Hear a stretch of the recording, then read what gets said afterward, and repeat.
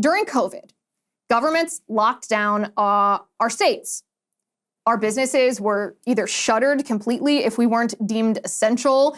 Restaurants were told to social distance. Churches were shut down. You know what I'm talking about. I don't have to describe all of this here. And the federal government, in order to face a less catastrophic, quote unquote, situation with unemployment, because when businesses weren't profiting because they weren't allowed to operate their business, then they weren't able to pay their employees. They were going to lay off their employees. So the federal government said, wait a second. Before you do that, that's going to cause mass chaos. We are going to step in and we're going to bail you out. Enter the PPP loans. The PPP loans.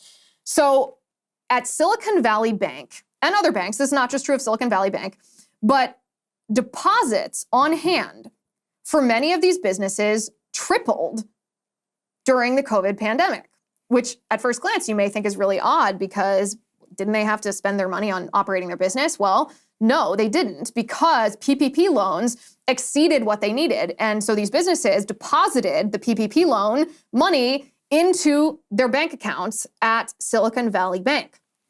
But here's the thing.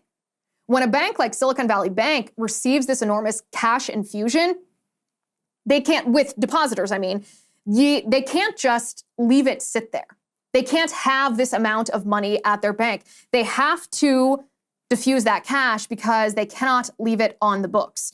And so the cycle that I described before of taking people's deposits and buying treasuries, this cycle became a vicious cycle because this infusion of cash from PPP loans that businesses deposited into their accounts at Silicon Valley had to be diffused. And so what Silicon Valley Bank did is they bought more of those junk treasuries, the treasuries that had already put them in a situation where they owed interest to depositors that exceeded the income they had from buying treasuries with their depositors' money.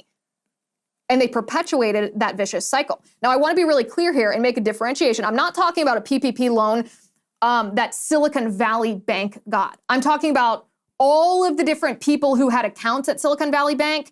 I'm talking about those people, all those individual businesses, dozens and dozens and dozens of businesses getting PPP loans, taking that money, depositing it into Silicon Valley Bank, right? It's depositors' money, not money that Silicon Valley Bank got from PPP loans.